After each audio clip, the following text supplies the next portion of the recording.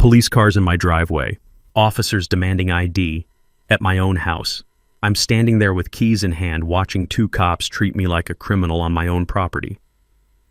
Through the window, my daughter Sophia stares out with wide, terrified eyes. The same look she had during her mom's final days in the hospital. The woman who called this in? Patty Whitmore stands across the street with arms folded, wearing that satisfied smirk like she just won some twisted victory. 2 years after cancer stole my wife, I'd moved us here hoping for safety and healing.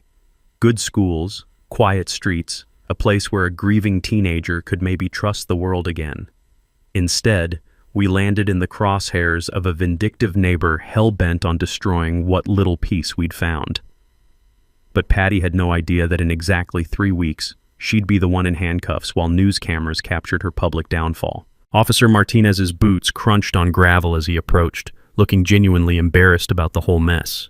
What would you do if someone weaponized police against your grieving family? Drop your location. This revenge gets absolutely perfect. Let me back up and show you exactly how we landed in this nightmare. My name's Marcus Thompson, and 6 months before this police incident, I thought I was making the smartest decision of my life. After my wife Sarah lost her brutal 2-year battle with breast cancer, I knew my 16-year-old daughter Sophia needed the kind of stability she could actually count on. We'd been living in a cramped 2-bedroom apartment across town, close to the hospital during Sarah's endless rounds of treatment. Every corner of that place held memories of sleepless nights, medical equipment humming in the background, and the gradual fading of hope that we'd pretended not to notice. The sharp smell of antiseptic seemed permanently embedded in those apartment walls, a constant reminder of everything we'd lost. When Sarah's life insurance finally came through after months of paperwork battles, I made a decision that felt like the first smart move I'd made since her diagnosis.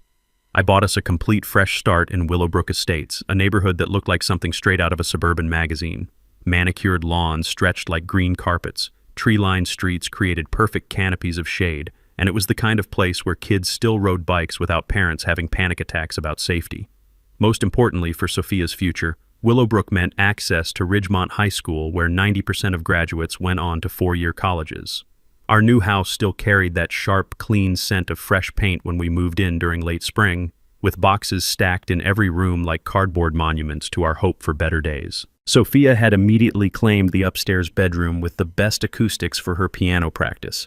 Music had become her primary therapy after losing her mom, and hearing those gentle Chopin melodies drift through the house again felt like our first real sign that maybe, just maybe, we could heal in this place. But Willowbrook Estates came with something I'd significantly underestimated when I signed those mortgage papers, a homeowners association, and more specifically, it came with Patricia Patty Whitmore. Picture a 58-year-old recently divorced woman with way too much time on her hands and an apparent obsession with measuring tape precision. Patty had somehow appointed herself as the neighborhood's unofficial enforcement division, always lurking behind Venetian blinds, taking photographs of minor infractions like she was building federal cases against suburban criminals. She practically lived in the community clubhouse, this modest beige building that sat at our neighborhood entrance like some kind of suburban surveillance headquarters. From our very first day, I could feel her scrutiny on us like an actual physical weight. When our moving truck arrived on that Saturday morning, she materialized out of nowhere with an official-looking clipboard, immediately launching into lectures about proper moving procedures and weekend noise ordinances. The cloying scent of her over-applied floral perfume lingered in our driveway long after she'd finished her unwelcome orientation speech. When I parked my perfectly clean work truck, a Ford F-150 with my construction company's logo, in my own driveway, she'd patrol past our house twice daily, each time pausing to stare like she was memorizing license plate numbers for some invisible database of neighborhood threats. The experience of being constantly watched creates this persistent prickly sensation between your shoulder blades. You start second-guessing completely normal activities. Is my music too loud for 2 p.m.? Am I walking to the mailbox incorrectly? Does my truck somehow violate mysterious aesthetic standards? Sophia noticed the surveillance too. Her fingers would drum nervously on the piano keys whenever she spotted Patty's silhouette through our front window, which happened pretty much every day around 3 p.m. when school let out. But I figured every neighborhood has its overzealous busybody, right? Keep your head down, follow whatever rules exist, and eventually you'll find peaceful coexistence. I'm a construction engineer, for crying out loud. I respect proper procedures, clear documentation, and reasonable guidelines. How difficult could it possibly be to manage one slightly overzealous HOA secretary? As it turns out, significantly harder than convincing teenagers to voluntarily clean their bedrooms. The police incident should have been the end of it. Officer Martinez was genuinely professional about the whole embarrassing mess, clearly mortified that his time had been wasted on what was obviously a malicious false report. He even apologized before leaving, muttering something about overzealous neighborhood watch programs and promising to document the caller's questionable judgment in his incident report. I figured Patty had learned her lesson about crying wolf to actual law enforcement officials. Boy, was I spectacularly wrong about that assumption. 2 days later, I discovered a bright orange violation notice tucked under my windshield wiper, like some kind of municipal parking ticket from administrative hell. The header screamed, "Willowbrook Estates HOA, official violation notice," in bold, threatening letters that looked official enough to fool most unsuspecting homeowners. According to this impressive-looking document, I owed exactly $200 for improper vehicle placement resulting in boundary encroachment and community aesthetic standards violation. The specific accusation made my engineering brain physically hurt. My work truck allegedly extended approximately 2 inches beyond the acceptable parking boundary of my own driveway. 2 measly inches. I'm not making this up. Standing there in the crisp morning sunlight, reading this bureaucratic nonsense for the 3rd time, I caught that now familiar scent cocktail. Diesel fuel from my cooling truck engine mixed with Patty's overpowering rose perfume that seemed to linger like criminal evidence wherever she'd conducted her official inspections. The woman had actually trespassed onto my private property with measuring tape and a digital camera, photographing my vehicle from multiple angles, like she was documenting a federal crime scene for some suburban FBI investigation. 20 years in construction work had taught me something absolutely crucial about people who throw around precise measurements to justify financial penalties. You better have your own numbers ready to fight back with professional documentation. I remembered reading about property boundary disputes during our lengthy home buying process. Something about easement laws and fundamental homeowner rights to professional verification before paying any HOA citations. Smart homeowners always demand official surveys before writing checks for questionable violations, especially when the measurements seem suspiciously convenient. So that's exactly what I did without hesitation. I called the HOA's management company directly and formally requested a licensed boundary survey for my specific property. 3 business days later, a legitimate surveyor showed up with professional equipment, took actual precise measurements using industry-standard tools, and delivered his certified findings. The results were absolutely beautiful. My truck sat perfectly legal, positioned 18 full inches inside my property line. Patty's 2-inch violation was off by 20 inches in completely the wrong direction. But when I marched into the HOA management office with this professional survey, the clerk's reaction told me everything I needed to know. She stared at the official paperwork with genuine confusion, then checked her computer system twice before looking up with bewildered eyes. "Sir, we don't show any recent violation reports filed for your address, and according to our administrative records, Patricia Whitmore doesn't have authority to issue parking citations."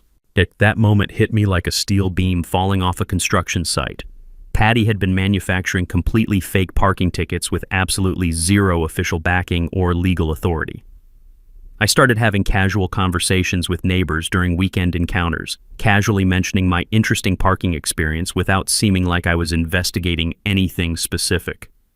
Within 1 week, 3 different residents had quietly approached me with nearly identical stories of suspicious citations and questionable fees. Mrs. Mila from Maple Street had actually paid $150 for a mailbox positioning violation that existed nowhere in official HOA documentation or community guidelines. Jim Rodriguez right next door had been successfully scammed for unapproved lawn ornaments, specifically targeting a decorative garden gnome that had occupied the exact same flower bed location for 5 consecutive years without any previous complaints or concerns. David Kim down the block had reluctantly forked over $300 for unauthorized satellite dish installation on equipment that had been professionally installed with all proper permits and written HOA approval just 6 months earlier. He'd kept all his paperwork but paid anyway to avoid confrontation. The fraudulent pattern became crystal clear as I spread these neighbor stories across my dining room table that evening, creating a detailed timeline of systematic deception. Patty wasn't just harassing my grieving family with targeted intimidation. She was operating a sophisticated neighborhood extortion racket, counting on busy, stressed homeowners being too intimidated or overwhelmed to verify her completely fake authority. The rich aroma of fresh coffee mixed with the gentle sound of Sophia's evening piano practice as I organized this mounting evidence into a comprehensive timeline of violations. My daughter watched my careful detective work with curious eyes, unknowingly learning valuable lessons about standing up to bullies who hide behind official-looking clipboards and fabricated documentation. "Dad, why would someone pretend to be in charge when they're not actually in charge?" she asked between delicate musical phrases. "Sometimes people who feel completely powerless in their own lives try to control others instead, kiddo, but that doesn't make it right or legal."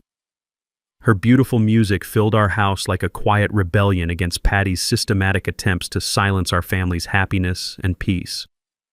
But something deep in my gut told me our self-appointed neighborhood dictator was just warming up her escalating harassment campaign. Unfortunately, that instinctive feeling proved absolutely correct. If fake parking tickets were Patty's opening move in this twisted neighborhood chess game, her next escalation was pure psychological warfare aimed directly at our healing process. She went after the one thing that had brought genuine joy back into our house after Sarah's death: Sophia's music. It started on a perfectly normal Tuesday afternoon. Sophia had just bounced through the front door from school, backpack abandoned by the entrance like teenagers do, and was settling into her sacred daily routine. 3 to 5 p.m., Monday through Friday, just like we'd established when we moved in. She'd been working on Debussy's Clair de Lune for weeks, and honestly, listening to those gentle, flowing notes drift through our house was like emotional medicine for both our grieving hearts. 20 minutes into her practice session, there came a sharp, authoritative knock at our front door. The kind of aggressive knock that puts your nervous system on high alert, like trouble announcing itself with brass knuckles wrapped in fake politeness. Patty stood on my porch wielding yet another official-looking clipboard, this one filled with what appeared to be legitimate noise complaint forms, complete with professional timestamps and decibel readings. Her expression carried that particular smugness of someone who believes they've just delivered a devastating checkmate move. "Mr. Thompson, excessive noise disturbances are absolutely not tolerated in this community," she announced without any greeting, completely ignoring Sophia, who had stopped playing and was now watching nervously from the staircase with those wide, uncertain eyes that reminded me too much of her hospital vigils. "Noise disturbances? It's 3:15 on a Tuesday afternoon, and it's a piano, not a construction site. Community quiet enjoyment policies clearly state that musical instruments cannot exceed established ambient noise levels during residential hours." She thrust a copy of some official-looking document at me, complete with professional letterhead and intimidating legal language designed to make normal people submit without questioning anything. I scanned this supposed policy, my engineering brain hunting for inconsistencies. "This says musical practice is prohibited between 10 p.m. and 8 a.m. It's literally the middle of the afternoon. First official warning logged." Her pen scratched against the clipboard like fingernails on a chalkboard. "Subsequent violations will result in progressive financial penalties and potential board review." Over the following week, Patty documented 12 separate excessive noise violations from our house.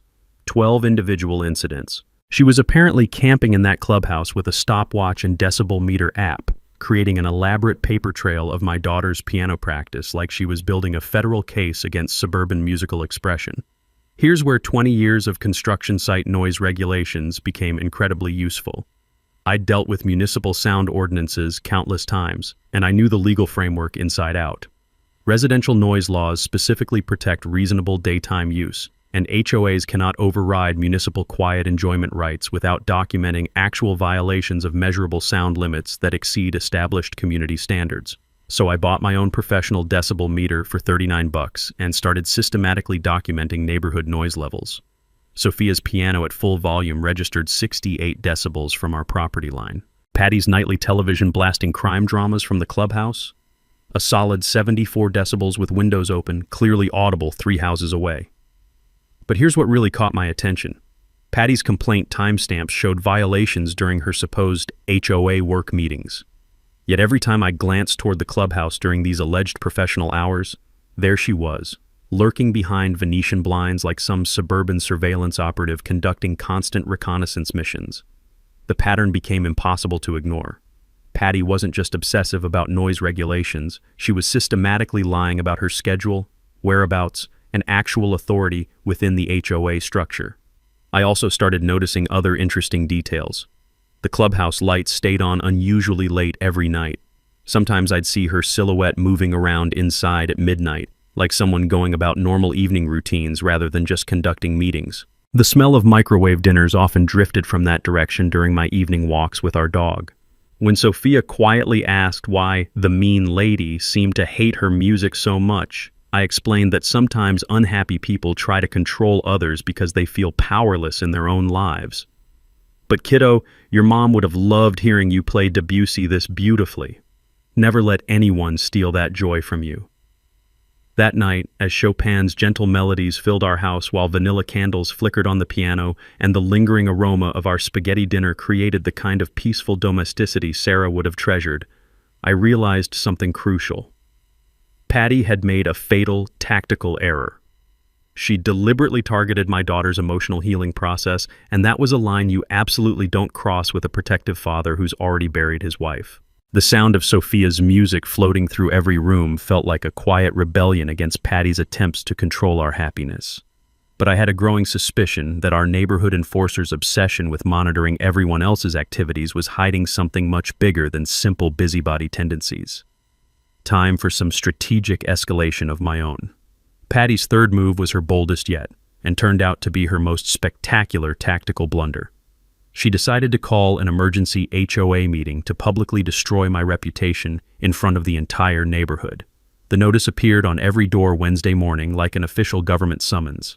Emergency community meeting, Thursday 7 p.m., Willowbrook Clubhouse, pattern of community disruption and non-compliance, mandatory attendance for all residents. The tone screamed authority, the timing felt suspiciously convenient, and the whole thing reeked of manufactured drama. I figured I'd better show up and face whatever elaborate public execution Patty had orchestrated. Thursday evening, I walked into the clubhouse expecting a packed room of concerned neighbors ready to hear about my supposed crimes against suburban peace. Instead, I found exactly 4 people in a space designed for 50. Patty positioned at the head like a corporate CEO, confused Mrs. Rodriguez from next door, half asleep Mr. Peterson, and myself. The clubhouse reeked of that distinctive institutional combination: musty old carpet, artificial pine air freshener, and the lingering smell of whatever sad microwave dinner Patty had eaten earlier. She'd arranged multiple folders across a folding table like courtroom evidence, clearly expecting to preside over my neighborhood trial. "Thank you for attending tonight's emergency session," she announced theatrically, her voice echoing in the nearly empty space. "We're addressing ongoing violations that threaten our community's peaceful enjoyment and property values." She opened the first folder with dramatic flair and began reading my supposed rap sheet. Improper parking violations, excessive noise complaints, failure to maintain aesthetic standards, and something called aggressive behavior toward community officials. Apparently my crime of questioning her fake authority. Mrs. Rodriguez looked bewildered by the theatrical production. Mr. Peterson was fighting sleep. I was taking notes while trying not to laugh at the complete absurdity. "Mrs. Whitmore," I interrupted during her dramatic recitation, "who specifically authorized this emergency meeting? Because I've read our HOA bylaws, and emergency meetings require board president approval plus 72 hours notice to residents." The cheap folding chairs creaked as Patty's confident expression flickered like a bad TV signal. "As secretary, I have administrative authority to—" "Actually, you don't." I pulled out my folder of governing documents.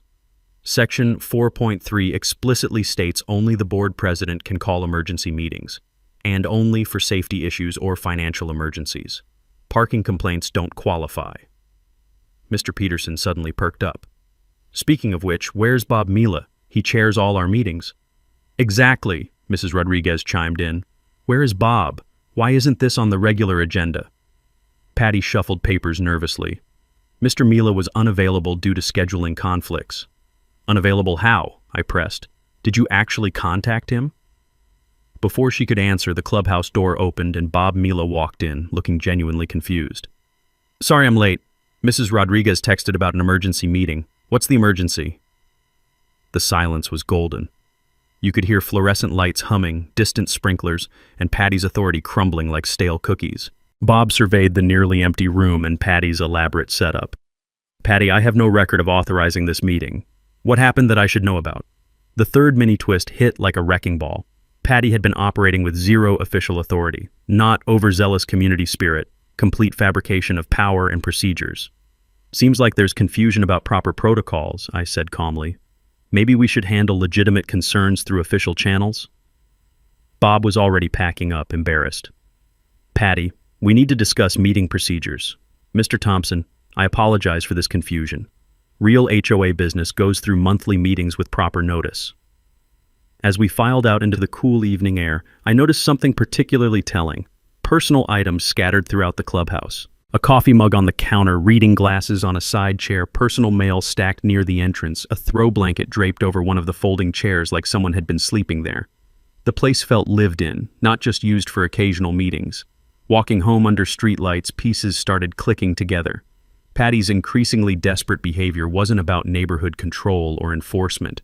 Something much bigger was driving her actions, something that explained why she always seemed to be at that clubhouse, monitoring everyone so obsessively, creating fake authority where none existed. I noticed other details during my evening walks that week. The clubhouse lights stayed on unusually late every night.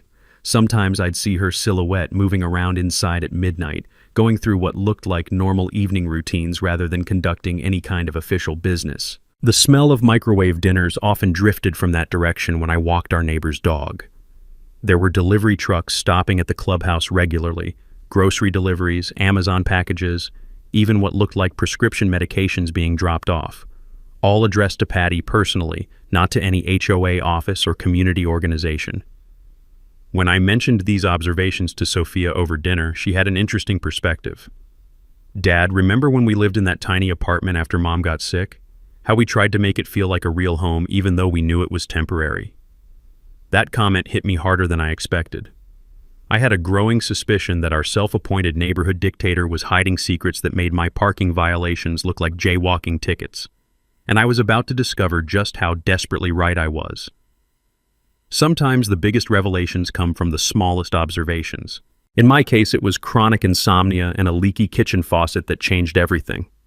It was 3 a.m. on a Saturday, and I was finally fed up with the rhythmic dripping that had been driving me crazy for weeks. The steady ping of water hitting steel echoed through our quiet house, motivating me to grab my toolbox and fix the problem. From our kitchen window, I had a clear view across the community park to the clubhouse. That's when I saw them. Full interior lights blazing at 3 a.m., not security lighting or exit signs. Complete interior lighting, like someone was wide awake going about normal nighttime routines. I paused with my wrench, watching for movement. Sure enough, a familiar silhouette moved around inside, conducting what appeared to be ordinary domestic activities. The next night, same thing. Lights on, movement inside, residential patterns when no legitimate HOA business could be happening. By the third night, my curiosity was engaged. I started paying attention during evening walks, noting deliveries, lighting schedules, and activity around the clubhouse. What I discovered was shocking. Patty wasn't just spending time at the clubhouse during business hours, she was living there full-time. Grocery trucks regularly stopped there with personal orders. Amazon packages arrived daily, all addressed to Patricia Whitmore at the clubhouse. I witnessed prescription deliveries from the pharmacy, personal mail accumulated by the entrance, utility bills and credit card statements mixed with HOA correspondence. But the real evidence came from public records research. County property records revealed something devastating. Patty's official residence had been foreclosed 6 weeks earlier due to unpaid mortgage obligations. Her divorce proceedings showed she'd lost the house in settlement, but had 60 days to find alternative housing. Those 60 days expired 3 weeks ago, exactly when her harassment campaign against us intensified. While Patty played neighborhood enforcer, writing fake citations and holding unauthorized meetings about other people's supposed violations, she was violating the most fundamental rule, illegally squatting in community property. But financial investigation revealed something worse than unauthorized residency. As HOA secretary, Patty had access to community maintenance accounts. Cross-referencing her financial struggles with recent HOA expenditures showed a disturbing pattern. Small amounts, 50 here, 100 there, had been systematically transferred from landscaping budgets to cover personal expenses, grocery bills, utilities, car payments disguised as maintenance costs, and administrative fees. She wasn't just living illegally in the clubhouse. She was stealing from every homeowner in our neighborhood. The irony was staggering.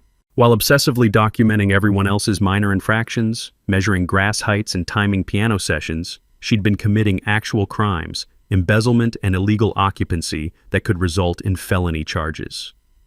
I sat in my kitchen Friday morning surrounded by printed records and documentation, feeling vindication mixed with genuine sympathy. The woman who'd made our lives miserable, called police on my grieving family, tried silencing my daughter's healing music, was herself desperate, having lost everything and clinging to manufactured power and control.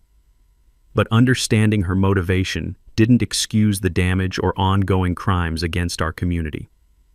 Morning sunlight streamed through our window as Sophia practiced scales upstairs, gentle piano notes floating through our house like a reminder of everything Patty had tried stealing from us. Fresh coffee scent mixed with lingering pancake aromas, creating peaceful domesticity Sarah would have treasured. I had a choice: quietly document everything and present it to the real board, letting official channels handle her crimes, or be more strategic about how this information surfaced, ensuring her public downfall matched the humiliation she'd attempted inflicting on my family. After everything she'd put us through, after targeting my daughter's recovery and trying to destroy our sense of home and safety, I decided Patty deserved experiencing full consequences in the most public way possible. Time to plan the perfect trap. With concrete evidence of Patty's crimes burning holes in my filing cabinet, I knew I had one shot to expose her properly. This wasn't just about revenge anymore. This was about protecting every family in our neighborhood from ongoing theft and harassment. But I needed to be smart about it. My engineering background had taught me that the best traps are the ones people walk into willingly. Patty's greatest weakness was her desperate need to maintain the illusion of authority and control. So I decided to give her exactly what she craved: a public platform where she could display her supposed power right before I pulled the rug out from under her completely. The first step was documenting everything with bulletproof evidence. I invested in a discreet security camera system for the common areas around the clubhouse. Since these were community spaces, recording was perfectly legal. Homeowners have rights to monitor shared property for security purposes. I positioned cameras to capture the clubhouse entrance, parking area, and main windows, all angles where Patty's residential activities would be clearly visible. For the next 2 weeks, I collected footage of her daily routines, leaving the clubhouse every morning like she was heading to work, returning with groceries in the evening, lights staying on late into the night, delivery drivers dropping off personal packages. The cameras captured her hauling laundry baskets, setting up what looked like a makeshift bedroom area, even hanging personal decorations in the windows. Simultaneously, I gathered financial documentation through legitimate channels. HOA expenditure records are available to all homeowners upon request, so I formally requested 3 years of financial statements and expense reports. Cross-referencing these with Patty's known financial troubles painted a clear picture of systematic theft disguised as maintenance costs. The genius of small-scale embezzlement is that individual transactions look harmless. $50 for landscaping supplies here, $75 for facility maintenance there. But when you add them up over months and cross-reference with actual vendor receipts, the pattern becomes undeniable. Patty had stolen nearly $4,000 from our community over 6 months. I also quietly reached out to other residents who'd received her fake violations, building a network of neighbors who'd been victimized by her scams. Mrs. Mila, Jim Rodriguez, David Kim, and 3 other families had collectively paid over $800 in fraudulent fines. Each had kept their violation notices, creating additional evidence of her unauthorized enforcement activities. The next phase required setting up the perfect public forum. I contacted Bob Mila, our legitimate board president, and requested that a special agenda item be added to the next monthly HOA meeting: Community Financial Review and Security Updates. Bob agreed, thinking it was routine administrative business. I also suggested inviting Officer Martinez to attend as a community liaison, ostensibly to discuss neighborhood watch programs and security awareness. Bob thought it was excellent community engagement and extended the invitation. For the technical presentation, I prepared everything like a construction project proposal: clear documentation, visual evidence, and step-by-step timeline. I created a PowerPoint presentation that would walk through Patty's activities chronologically. The fake violations, unauthorized meetings, financial discrepancies, and illegal residency, building to an unavoidable conclusion. The beauty of this approach was psychological. Patty would attend the meeting expecting routine HOA business, probably planning to inject her own agenda items and maintain her facade of authority. She'd be sitting in the very room where she'd been conducting her illegal activities, surrounded by the neighbors she'd been stealing from, with a police officer present to witness everything. During this planning phase, I also prepared legal backup documentation. I researched embezzlement statutes, trespassing laws, and HOA governance violations, ensuring every accusation was supported by specific legal frameworks. If this was going public, it needed to be airtight. I even practiced the presentation timing. The evidence needed to be revealed systematically, allowing each revelation to build pressure before dropping the next bombshell. Too fast, and people wouldn't process the implications. Too slow, and Patty might realize what was happening and attempt damage control.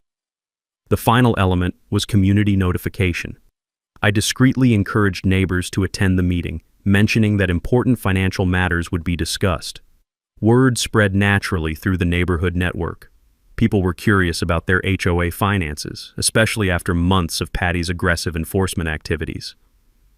Sophia watched me prepare during evening hours, helping organize documents and asking thoughtful questions about justice and accountability. "Dad, will this help other families who got fake tickets?" "That's exactly the point, kiddo. Sometimes you have to stand up for everyone, not just yourself." As the meeting date approached, I felt that familiar pre-construction tension. Everything planned, materials ready, team briefed, just waiting for the moment to begin execution. Patty had spent months trying to control and humiliate our family through manufactured authority and fake violations. In exactly 1 week, she was going to discover what real accountability looked like, delivered in front of everyone she'd tried to intimidate. The trap was set. Now I just had to wait for her to walk into it. With the trap meticulously planned and evidence gathered, all I had to do was wait for the meeting. But Patty wasn't done escalating her reign of terror. In fact, discovering my security cameras seemed to trigger her most desperate and dangerous phase yet. It started on a Tuesday morning when I noticed her standing at the clubhouse windows with binoculars, studying my camera positions like she was conducting military reconnaissance. By that afternoon, I caught her on security footage attempting to disable the cameras by spraying them with what appeared to be black spray paint. The problem with Patty's vandalism attempt was that she clearly didn't understand how modern security systems work. The cameras were motion-activated with cloud backup, so I had crystal-clear footage of her face as she committed property destruction in broad daylight. She was literally creating more evidence against herself while trying to destroy existing evidence. But her desperation escalated beyond simple vandalism. 2 days later, I came home from work to find Sophia visibly shaken at the kitchen table, homework untouched. "Dad, that woman came to our door today," she said quietly, her fingers drumming nervously on her textbooks.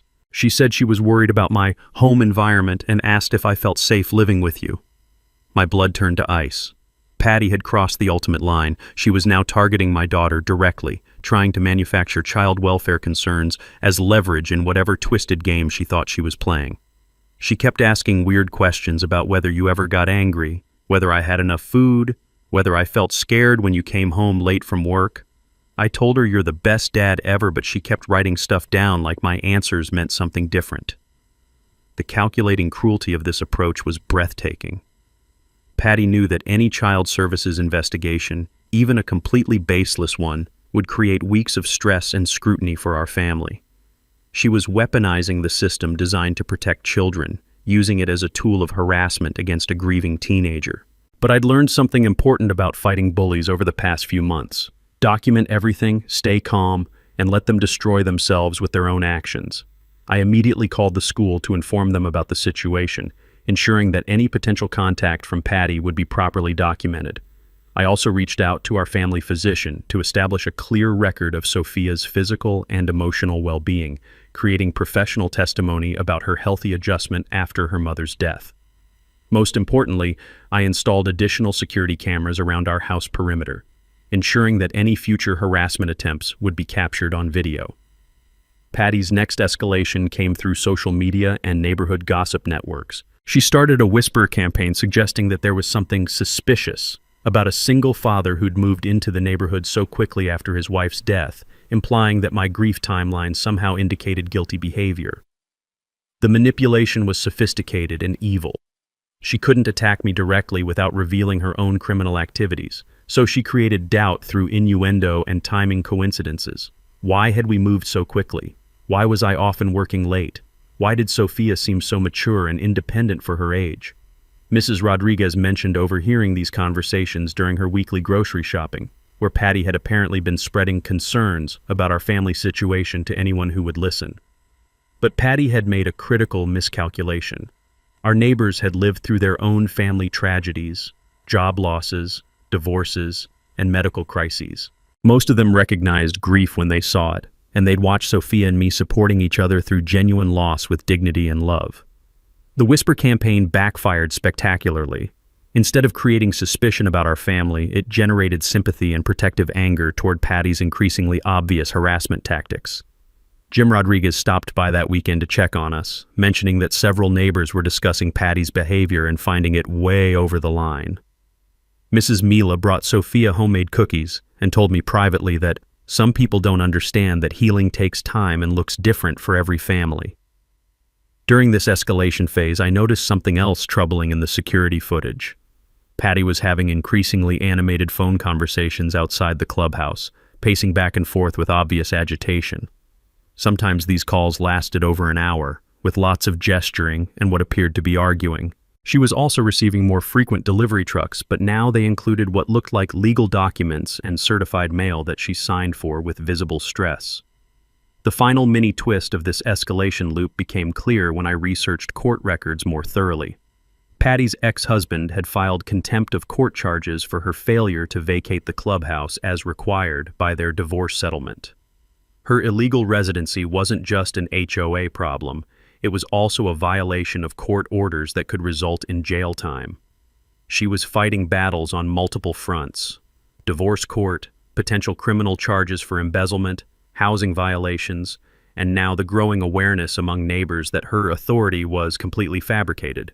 But instead of retreating or seeking help, Patty doubled down on her attacks against my family, apparently believing that destroying our credibility would somehow solve her mounting legal problems. As I watched her self-destruct in real time through security footage, I felt a mixture of anticipation and genuine sadness. In less than a week, her carefully constructed facade of authority and control would collapse completely in front of everyone she'd tried to intimidate. But for now, all I could do was protect Sophia, document everything, and wait for the meeting where justice would finally be served. In the final week before the HOA meeting, Patty's desperation reached levels that crossed from harassment into genuinely dangerous territory. She wasn't just trying to discredit me anymore. She was attempting to sabotage the entire community meeting where her crimes would be exposed. It started when I discovered she'd been calling other board members, spreading elaborate lies about my supposed mental instability, and claiming I was planning to disrupt the meeting with unfounded accusations. She told Bob Mila that I'd been stalking her and making threatening statements about taking over the HOA. The beauty of her lies was that they contained just enough truth to sound plausible. Yes, I had been watching her activities closely through legal security cameras on community property. Yes, I was planning to present serious accusations at the meeting, backed by documented evidence of her actual crimes. But Patty's version painted me as an unhinged, grieving widower who'd become obsessed with her because she'd tried to maintain reasonable community standards.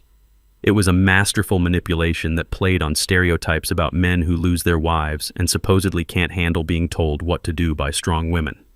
Fortunately, Bob Mila was smart enough to ask for specifics. When Patty couldn't provide actual examples of threatening behavior or concrete evidence of stalking, her story started falling apart under scrutiny. But her most dangerous escalation came when she started recruiting allies through a combination of lies and bribes. She reached out to newer residents who didn't know the neighborhood dynamics, presenting herself as a dedicated volunteer being harassed by a troublesome neighbor. Mrs. Patterson, who'd moved in just 3 months ago, suddenly started posting on the neighborhood Facebook page about respecting longtime community volunteers and not letting newcomers disrupt established procedures. She'd clearly been fed Patty's version of events without hearing the full story. Even more concerning, Patty had apparently offered to waive several questionable violation notices for residents who agreed to speak against me at the meeting. David Kim mentioned that she'd approached him suggesting his satellite dish violation could disappear if he was willing to testify about my aggressive behavior during our previous conversations. The quid pro quo was obvious. Support her at the meeting and your fake violations would vanish. Oppose her and face escalating harassment through manufactured citations. But Patty's final desperate move revealed just how far she was willing to go to protect her secret. 3 days before the meeting, she filed a formal complaint with the county sheriff's office claiming I'd been trespassing on HOA property and vandalizing community equipment. Her story was that I'd installed unauthorized surveillance devices to spy on residents and had been damaging clubhouse property during nighttime visits. She presented herself as a concerned HOA official, trying to protect the community from an unstable individual. The irony was breathtaking. She was accusing me of crimes she'd been committing while using her illegal residency and embezzlement as the basis for her supposed authority to file complaints. But this move backfired catastrophically. When Deputy Williams came to investigate her complaint, I was able to present him with my carefully organized evidence file. The security cameras were legal installations on community property with proper HOA board approval. The vandalism she'd reported was actually her own spray paint attack on my cameras, which I had video evidence of her committing. Most damaging for Patty, her complaint required her to identify herself as an HOA official with authority to report violations. When Deputy Williams asked for documentation of her position and authority, she couldn't provide legitimate credentials because she'd been operating outside any real authorization.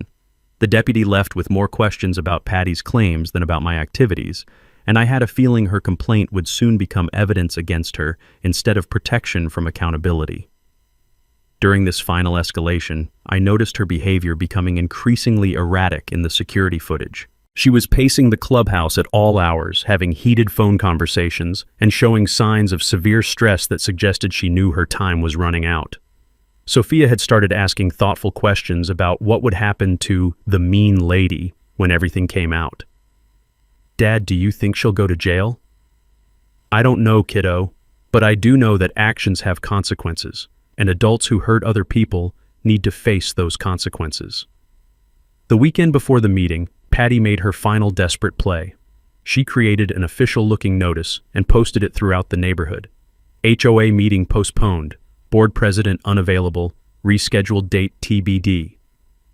But she'd forgotten one crucial detail. Bob Mila had my phone number, and he immediately called to ask why the meeting was being postponed when he'd never authorized any schedule change. When I told him about the fake notices, Bob's anger was palpable. "That's it. She's crossed way too many lines. Monday night's meeting is happening as scheduled, and I'm personally ensuring every resident knows about it." Sunday evening, as I made final preparations for the presentation that would end Patty's reign of terror, I felt that familiar pre-project calm. Everything was documented, evidence was organized, witnesses were prepared, and the venue was secured. Patty had spent months trying to control, intimidate, and destroy my family through lies and manufactured authority. Tomorrow night, in front of the entire community she'd been stealing from, she would finally face the consequences of her choices. The trap was perfect, and she was walking directly into it. Monday evening arrived with the crisp clarity of autumn air and the kind of nervous energy that precedes life-changing moments. By 6:45 p.m., the clubhouse was packed beyond capacity. Word had spread through the neighborhood network, and nearly 50 residents crowded into a space designed for 30. Bob Mila had done his job perfectly. Not only was Officer Martinez present as the community liaison, but Bob had also quietly invited a reporter from the local newspaper who covered municipal government issues, suggesting this might be an interesting story about community governance and financial transparency. Patty sat in the front row, looking confident and composed, clearly believing she still controlled the narrative. She'd dressed professionally, carried her ubiquitous clipboard, and positioned herself like she expected to co-chair the meeting. She had no idea she was sitting in the center of her own execution chamber. "Before we address tonight's special agenda item," Bob announced, "I want to acknowledge that we have some concerns about recent community management issues that need immediate attention." I stood up with my presentation materials, feeling that familiar construction site focus where everything else disappears except the task at hand. "Thank you, Bob. I've prepared a comprehensive financial review that I believe will interest everyone here." The first slide showed our HOA's budget overview, looking completely routine and boring. Several residents shifted in their seats, probably wondering why they'd bothered attending what seemed like standard administrative business. Over the past 6 months, our maintenance and administrative costs have increased significantly, I continued, clicking to the next slide showing expenditure trends. I thought the community deserved transparency about where our dues are actually going. Patty was nodding along, probably thinking this was exactly the kind of responsible financial oversight she'd been advocating for. She had no idea the noose was already tightening. The next slide showed specific line items: landscaping supplies, facility maintenance, administrative costs. Still routine looking, but I could see Bob Mila starting to frown as he recognized discrepancies in amounts he hadn't authorized. These expenses caught my attention because they don't match any vendor receipts or approved expenditures in our official records, I said, clicking to reveal the discrepancies highlighted in red. Now people were paying attention. Mrs. Rodriguez was taking notes. Jim Kim was leaning forward with obvious concern. So I decided to investigate further, I continued, clicking to the security camera footage. I installed legal surveillance equipment in our common areas to monitor clubhouse usage and security. The first video clip showed Patty entering the clubhouse with grocery bags at 8 p.m. on a Tuesday, looking like she was coming home from shopping rather than conducting official business. A murmur rippled through the room. Patty's confident expression flickered for the first time. This footage covers the past 3 weeks, I said, advancing to clips of her daily routines. Leaving in the morning with a travel mug, returning in the evening with dinner, lights staying on until midnight. It appears someone has been using our community facility as a private residence. The murmur became audible gasps. Patty was gripping her clipboard so hard her knuckles were white. But the financial investigation revealed something even more concerning, I continued, advancing to bank transaction records. Small amounts have been systematically transferred from our community accounts to cover personal expenses. The detailed breakdown showed grocery purchases, utility payments, even gasoline charges disguised as maintenance costs. $4,000 over 6 months, all traceable to Patty's personal needs. "She's been stealing from all of us," someone called out from the back. Officer Martinez was now taking notes and looking very interested in the proceedings, but I wasn't finished. Additionally, some residents have received violation notices that don't exist in any official HOA documentation. I called on Mrs. Mila, Jim Rodriguez, and David Kim, who stood up to confirm they'd paid fines for violations that had no basis in actual community rules. $800 in fraudulent fines, I announced, collected by someone with no authority to issue citations. The room erupted in angry voices. People were standing up, demanding explanations, turning to stare at Patty with expressions of betrayal and fury. That's when Bob Mila delivered the final blow. "Patricia Whitmore, you are hereby removed from any HOA position, effective immediately. Officer Martinez, I believe we have documented evidence of embezzlement and fraud that requires official investigation." Patty finally found her voice, but it came out as a desperate shriek. "You don't understand. I had nowhere else to go. The divorce, the foreclosure. I was trying to keep everything together." It was the confession we needed, delivered in front of 50 witnesses and a police officer. "Ma'am," Officer Martinez said, standing up with professional authority, "I need you to step outside with me. We're going to have a conversation about these financial irregularities and housing violations." As Patty was escorted out, the room buzzed with angry energy and shocked conversations. Mrs. Patterson, who'd been recruited to support Patty, stood up with obvious embarrassment. "I owe some people apologies. I was completely misled about what was happening here." Bob Mila regained control of the meeting. "We'll be working with law enforcement and our legal counsel to recover stolen funds and ensure this never happens again. Mr. Thompson, on behalf of the community, thank you for bringing this to light." The applause was spontaneous and sustained. But more importantly, I could see relief on faces throughout the room. Relief that the harassment and fake violations were finally over, that their community was safe again. Walking home under streetlights, with neighbors stopping to shake my hand and thank me, I felt something I hadn't experienced since Sarah's death, the satisfaction of justice properly served and community restored. Sophia was waiting on our front porch. "Dad, how did it go?" "Justice was served, kiddo. The neighborhood is safe again." 6 months later, our neighborhood had transformed into something Sarah would have recognized, a genuine community where people looked out for each other instead of living in fear of manufactured violations and petty harassment. Patty pled guilty to embezzlement and trespassing charges in exchange for a reduced sentence of 18 months probation, community service, and full restitution to the HOA. Her ex-husband's contempt charges were dropped once she finally vacated the clubhouse and found legitimate housing. She moved across town, and we haven't seen her since the sentencing hearing. The stolen money was fully recovered and returned to our community accounts. But Bob Mila proposed something better than just restocking our maintenance fund. At a packed community meeting in March, we voted unanimously to establish the Sarah Thompson Music Education Scholarship, providing piano lessons and instruments for neighborhood children whose families couldn't otherwise afford them. "Your wife would have loved this," Mrs. Mila told me during the scholarship announcement ceremony. Music bringing kids together instead of being used to tear families apart. Sophia was the scholarship program's first volunteer instructor, teaching basic piano to 3 younger kids whose parents worked multiple jobs. Watching her share her gift with others, seeing her confidence bloom as she helped other children discover the healing power of music, gave me a glimpse of the woman she was becoming, someone who'd transform her own pain into service for others. Our evening piano sessions had evolved into something magical. Instead of practicing alone, Sophia now hosted weekly community music nights where neighbors gathered in our living room for informal concerts, sing-alongs, and musical storytelling. The sound of children's laughter mixed with piano melodies filled our house every Wednesday evening, creating the kind of warm domestic chaos that heals broken hearts. Mrs. Rodriguez became the HOA's new secretary, bringing actual administrative experience and a commitment to transparent governance.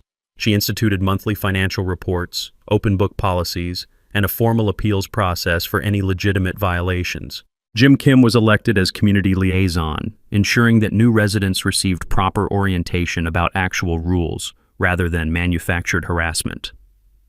The clubhouse was renovated with recovered funds, transformed from Patty's secret residence back into a proper community gathering space. We installed a community piano, donated by several families, and established regular social events that brought neighbors together for positive reasons instead of emergency meetings about manufactured crises. But the most meaningful change was harder to quantify. Children played outside without parents worrying about violation notices.